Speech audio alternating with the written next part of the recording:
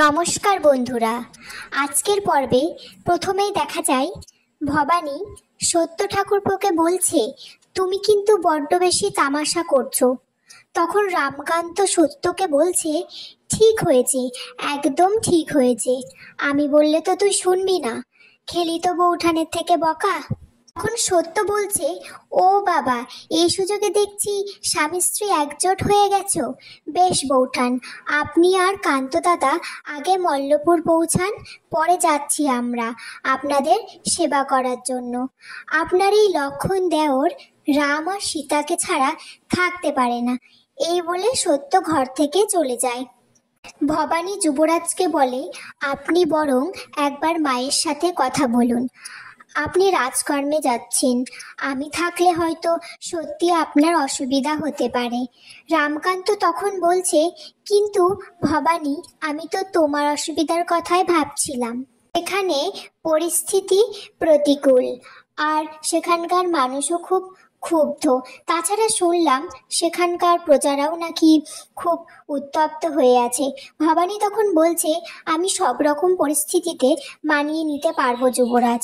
আর শুনেছি মল্লপুরের কাছে তারাপীঠের মহাশ্মশান পুণ্যস্থান, একটি বার যদি সেখানে দর্শন করতে পারতাম, জীবন ধন্য হয়ে যেত।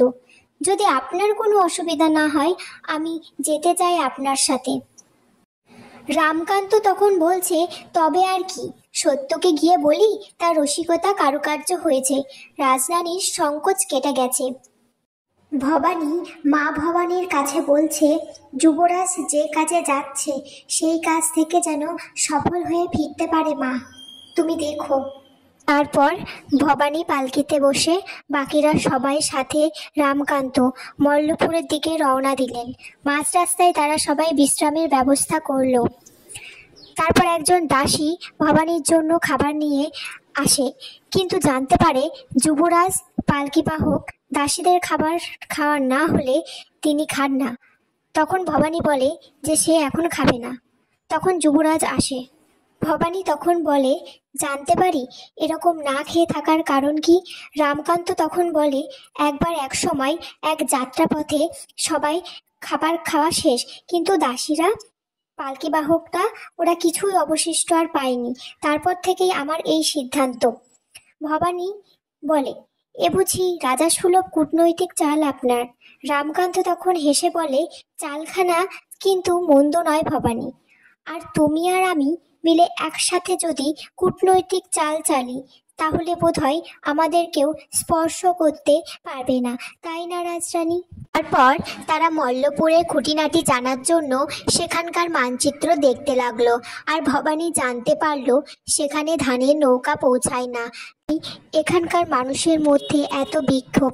ভবানী তখন মনে মনে বলতে লাগলো, আমি তাদের জন্য অন্নের ব্যবস্থা করব মা ভবানী।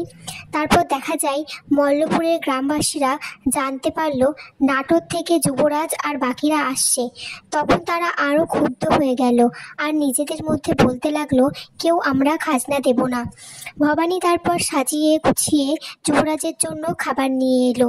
আর যখন ওই মাটিতে বসে পাখার হাওয়া করতে যাবে, যুবরাজ তখন বলছে, না ভবানী, তোমার স্থান মাটিতে না, বলে পাশে বসতে বলে। তারপর যুবরাজ ভবানীকে নিজে হাতে খাইয়ে দেয়। কিন্তু ভবানী বলে, যুবরাজ, আমাদের খিদে কি মল্লপুরের গ্রামবাসীর থেকে বেশি? তাই বলে সে খাবারটি খায় না। শেষে দেখা যায় দেবীপ্রসাদের ঠিক করা 4 জন লোক আসে তাদের তাঁবুতে আগুন লাগানোর জন্য।